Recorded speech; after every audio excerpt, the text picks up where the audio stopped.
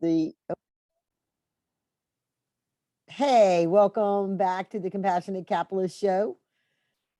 I have an interesting topic that I'm going to share with you today, and it's sort of I guess it's a timeliness, because sometimes I take for granted what people think or know about this idea of compassionate capitalism and the compassionate capitalist movement, and like what my show is all about and all that kind of stuff. But I had a gentleman, a friend of mine, contact. We were at a networking event the other night for this really great entrepreneur program or network that I'm a part of called the Indus Entrepreneur, Thai Entrepreneur. And I do a lot of mentoring there for their up and coming young entrepreneurs that are associated with a college. In fact, my last 3 years, my companies have I went from being a judge to being a mentor, sitting on the other side of the table, and my companies have either placed first or second for the last 3 years. So it's one of those skills I have in helping entrepreneurs understand what investors are looking for, and also one of the things that I now have packaged up for the investors that buy my book and join in on the National Network of Angels and Investors, that I will help them screen a company and identify those red flags, because I can do it. I had a guy contact me today, and I don't know, 10 minutes. I had all his things that he needed to work on outlined out of, yeah, there's more than that, but the stuff that on the surface, it looked real good. Why not? But that's the kind of stuff that I've just been doing for the last 15 years, and decided I really needed to put it into play. Because if I'm going to create this compassionate capitalist movement, I really have to take away the friction for what a investor new to the idea of investing to entrepreneurs would encounter.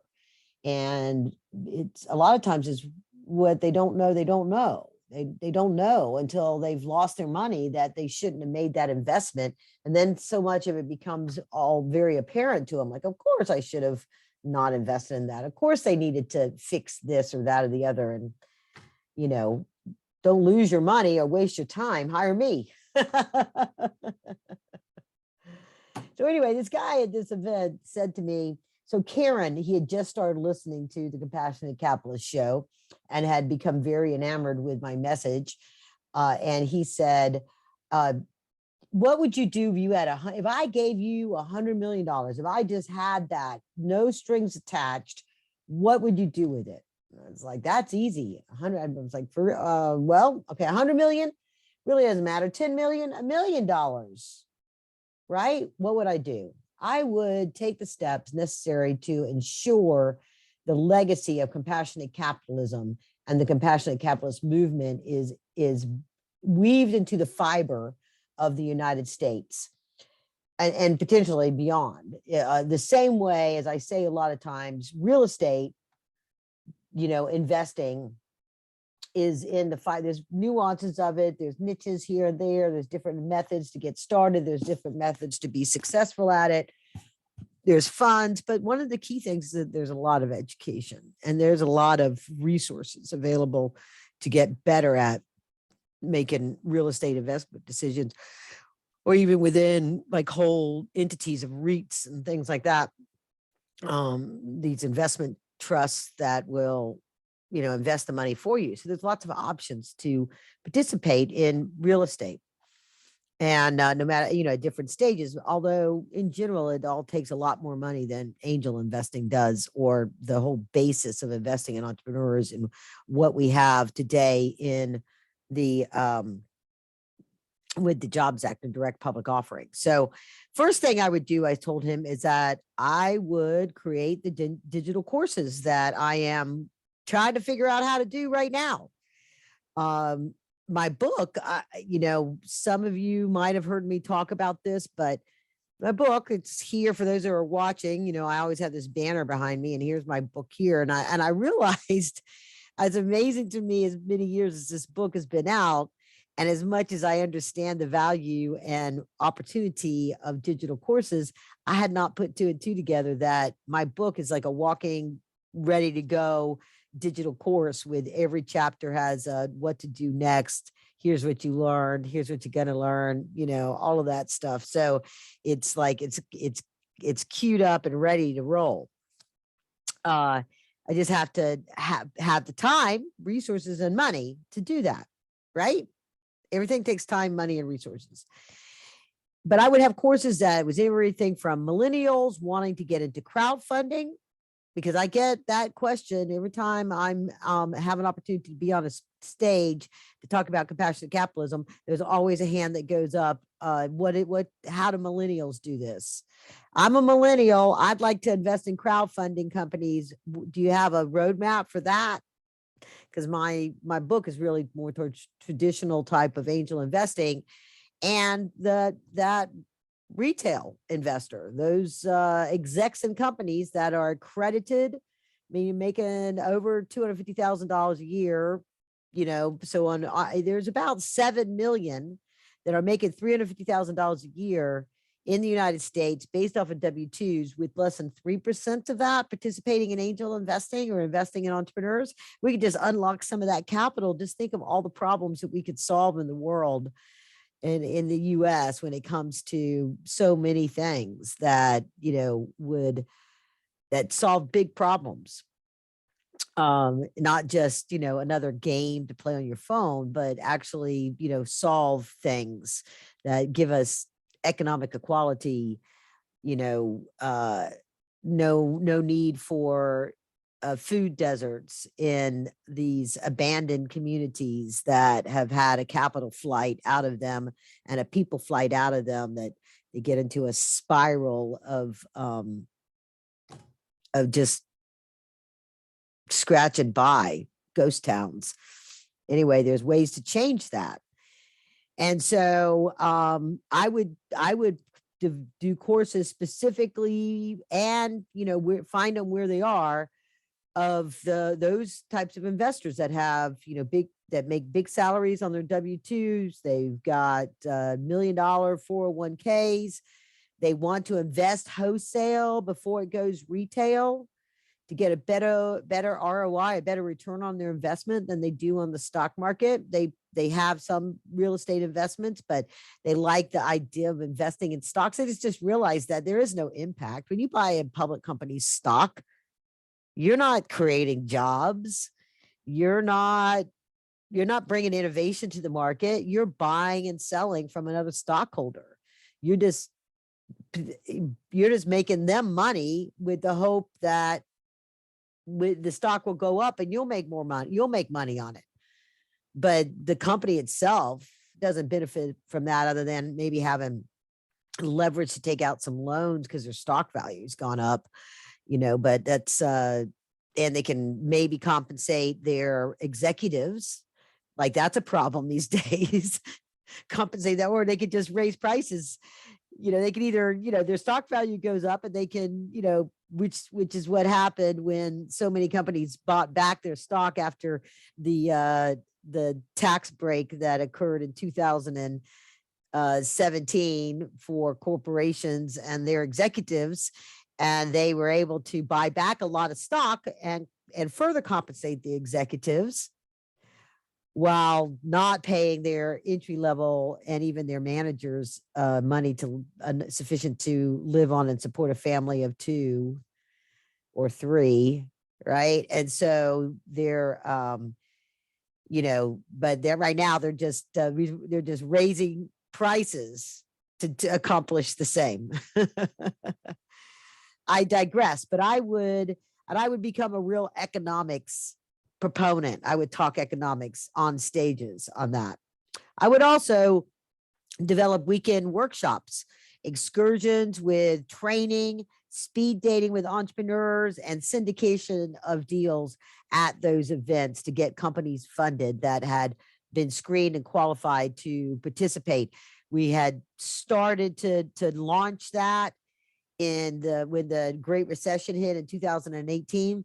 It was going to be called, it was AIM, the Angel Investor Matchup. We had this whole idea of how they were going to do recreation and events, how we would have a reverse capital forum there was a whole framework that we had planned out as a pivot from our Southeast Private Equity Conference that we saw as not really fitting the need in the marketplace from, these venture capital conferences and startup angel investor conferences and things like that. We were going to, be very much more proactive in the process of developing the relationships that entrepreneurs need to find the right kind of advisors and the right kind of investors when they're early on.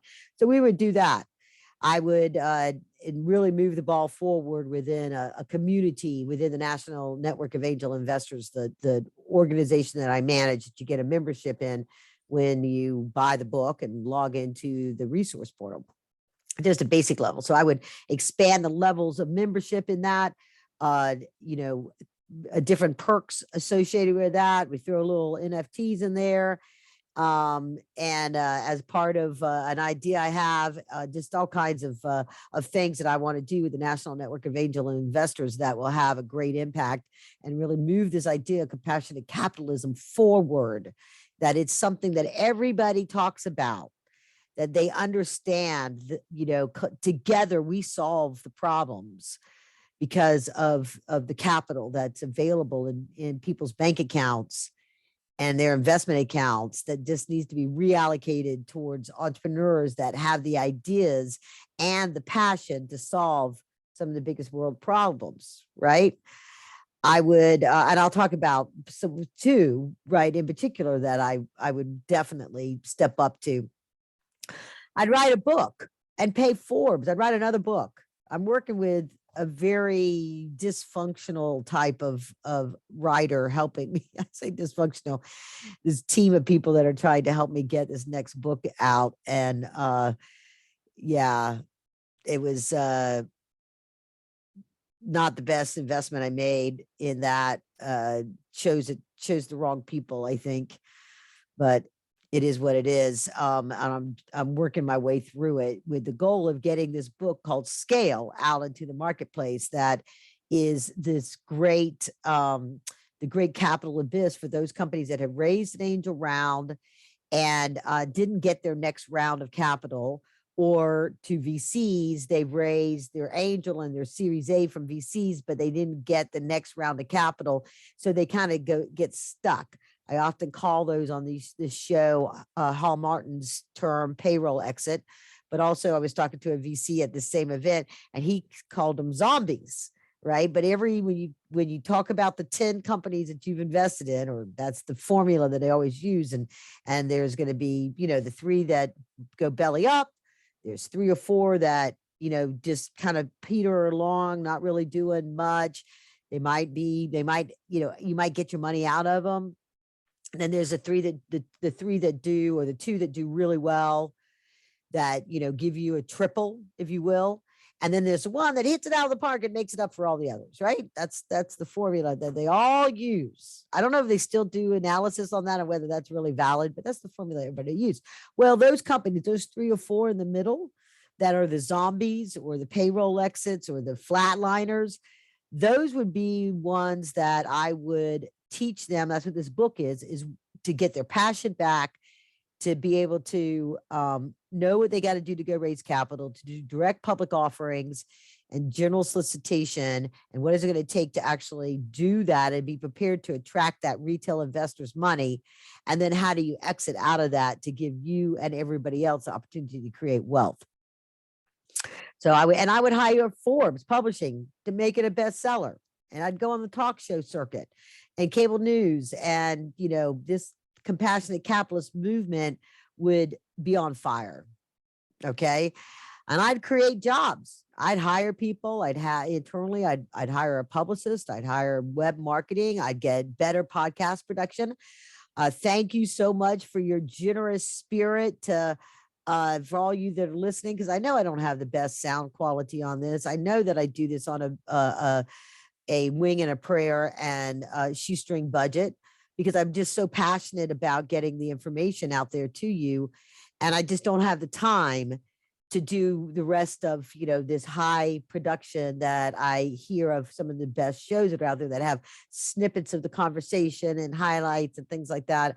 I would do that. And I would work this show so that it would be, I would professionalize it. I would get better sound. It wouldn't be in my office with my bulletin board of inspiration and calendar on the wall, or my random art in the back. All of it means something to me. I'd love for somebody to interview me sometime and say, tell me about the art on your wall. And what is that collection of bobbleheads you have up there on the top of your shelf, Karen?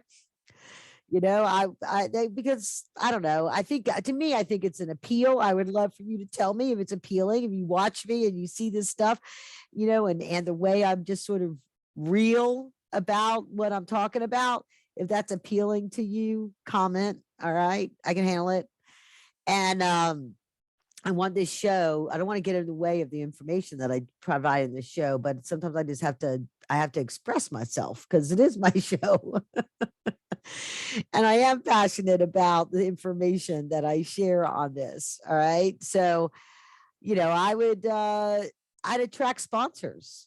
I would make this show a top 10 on every platform and even number 1 in some markets, right? I would have sponsors that would want to, tag along and be reached out to my audience. A local law firm that hosted this event, I'm going to propose to them, where a sponsor, if you are listening to this and you are somebody that's a service provider in that space, or you have a really great accountant or lawyer or financial person that you work with that you think, or another service provider that you're using that you think would benefit from being a part and promoted within this show. I heard a great way that it was done on a show that I listened to the other day, where I would have an interview with the company, and then in the rest of that month we would do a snippet of that as part of an ad, and inserted in, into, so it was relevant and interesting as part of it, versus just brought to you by so and so, right?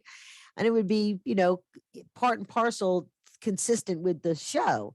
And that would be ideal. I've been very hesitant to take on sponsors because I want, or just offer it up to the services out there that sell sponsorships for you, because I don't want just any sponsor. I want a sponsor that will benefit my audience of entrepreneurs and investors, that they would want to use those services, or that want to buy something from that company because that company is solving a problem that they're facing themselves.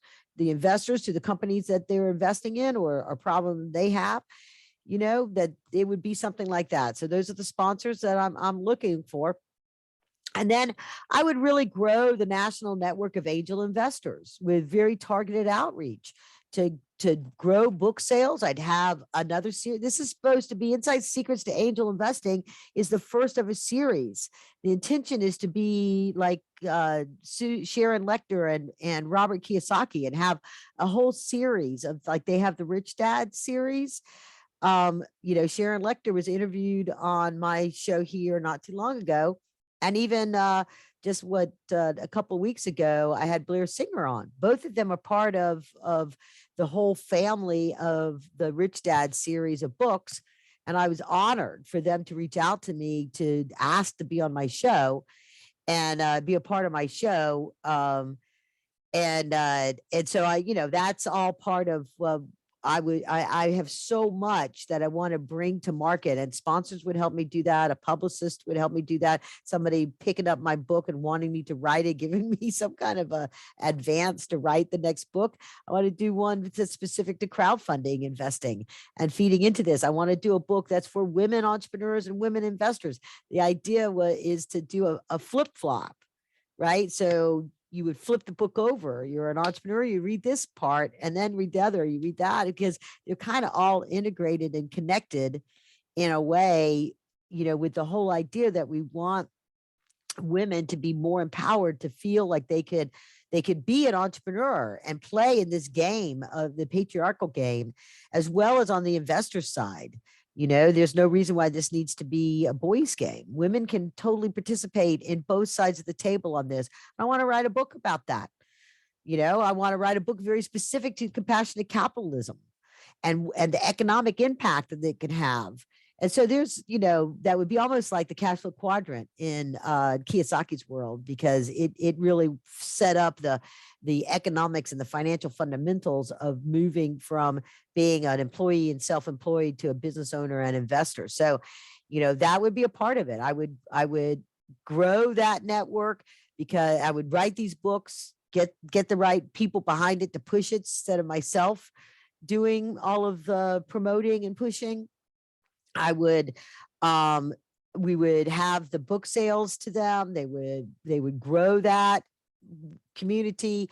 We'd have course content, really growing the levels of the membership so that some courses are included with your membership.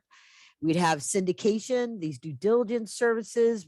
We would have a very specific set aside for due diligence and syndication, and the investors would be paying for that instead of the entrepreneurs, right? We would syndicate with direct investments from my network of my launch funding network. That's the hundreds of VCs that I'm connected with, the dozens and dozens of private equity funds, the family offices, the angel investors that are all part of my launch funding network.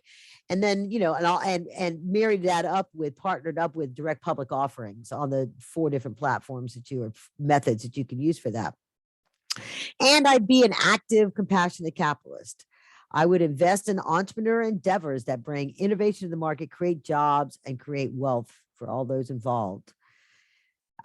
Leading that investment, inviting the members of my national network of angel investors to participate, or even have a fund that they put in, and then it would be an angel fund, and then they would, I would make those decisions, but then they would do the due diligence and the responsibility on that, and then they could add on to it if they want, right? They like that deal over this deal, they would add on to it. So that would be a part of it.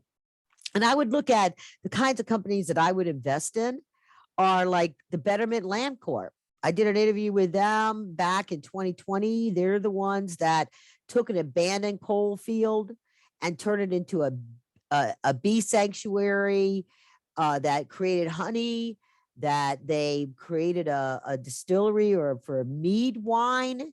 And they have a bar there that people work at and make that and distribute it. They distribute honey all over the place. They have, they sell their bees. The farms around that area have prospered as a result of access to local bees to do the pollinating, because guess what? That's what we need, pollinators. We don't get produce if we don't pollinate it. And they've created affordable housing for the very poor in that community, which, because of the abandonment of industry in those areas, they are extremely riddled with poverty, and providing, all different, they've got a tire and trash recycling that produces other outputs of products, all kinds of stuff that they've done up in the Appalachian Mountains. I would look to invest in something like vertical farming from Eden Green Technology. I did an interview with them back in 2020, I believe. And in that case, they go into these old warehouses in these food deserts. I mentioned that earlier. There's these food deserts where the capital flight out of communities, a lot of times because of redlining and the changes in school districts and things like that back during the desegregation, they've really created a lot of these communities. They don't have health care. They don't have access to fresh food. They don't have access to medical services. They don't have access to academic services. They don't have access to educate, just everything. Childcare. They don't have access to childcare. Those areas I would by putting something like this in, you create jobs. It's basically vertical farming that can produce so much produce out of them under hydroponics that they can also create a co-op, so that people of specific economic need would be able to just get free lettuce and tomatoes and things that they could cook that would be fresh, but it would also be attached to a retail store and a food market and a small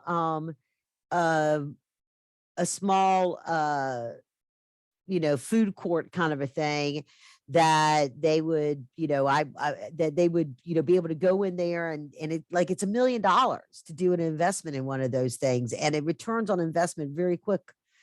But that would also, there's a lot in those areas where there's abandoned elementary schools.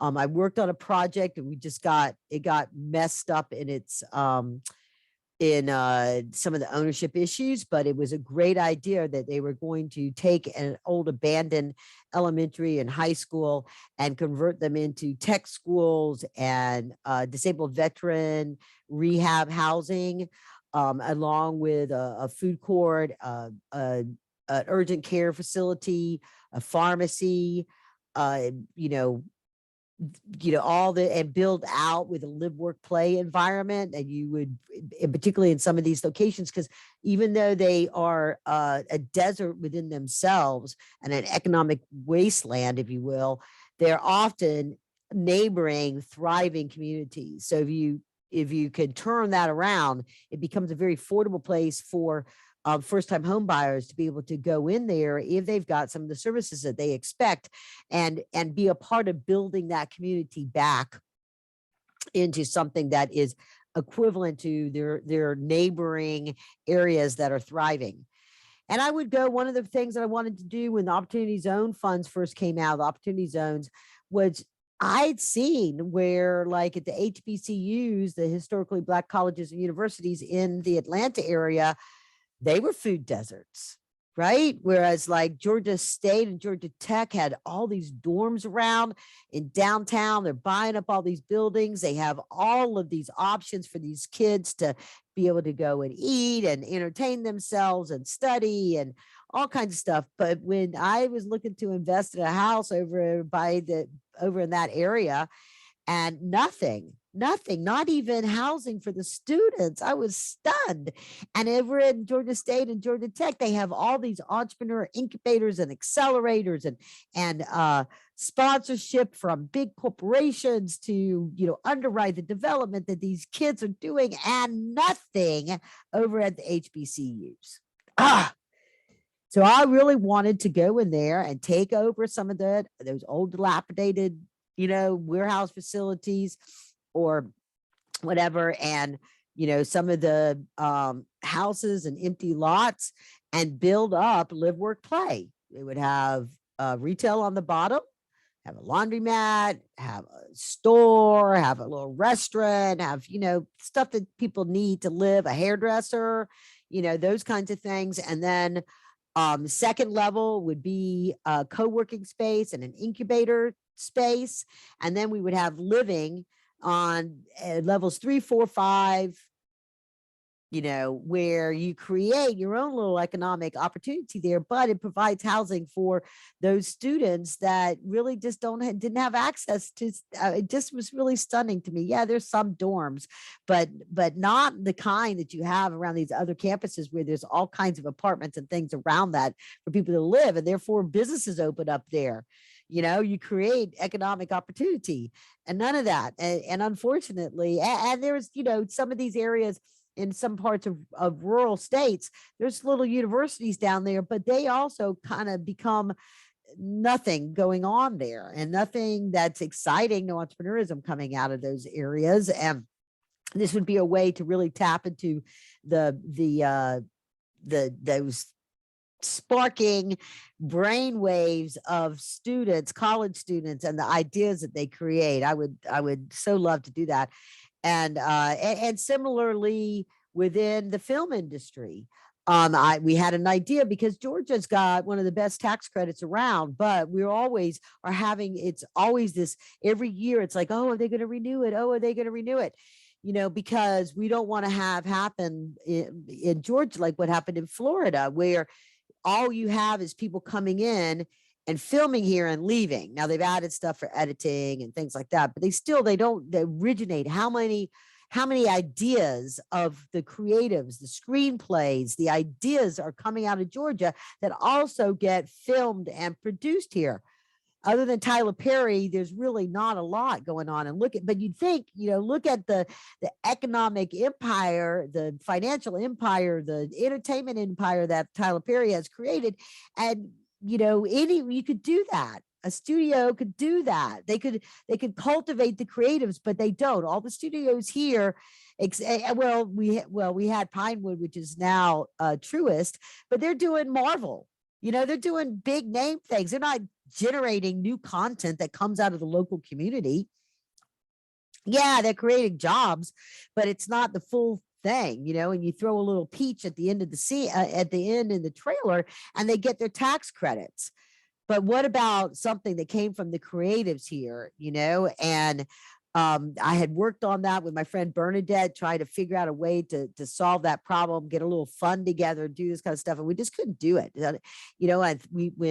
Before Tyler Perry bought the McDonough old Army base to make into Tyler Perry Studios, we were looking at that, and I really wanted to do a live work play over in that area where we developed film tech in Georgia. So the innovation that is needed and advancement of film technology, there's stuff going on at Georgia Tech about that, but why not develop that into full companies here and take these ideas and be near a studio that you could do that live work play, just like I described for the HBCUs, but do it for around these studios. We could do it. I tried to encourage our economic development council in Fayette County to look at doing something like that near Truist Studios, and applying for economic development funds to do that. And their attitude was like, we don't have any economic problems down here in Fayette County. Oh, they're so naive. They just want to give away tax dollars to the big companies instead of growing your small companies to be big companies and generating revenue and jobs that way. So that's the heart of a lot of my economic stories. So whether it was a million or a 10 million, 100 million, those are the kind of things that me, Karen Rands, as the founder of the Compassionate Capitalist Movement, would do.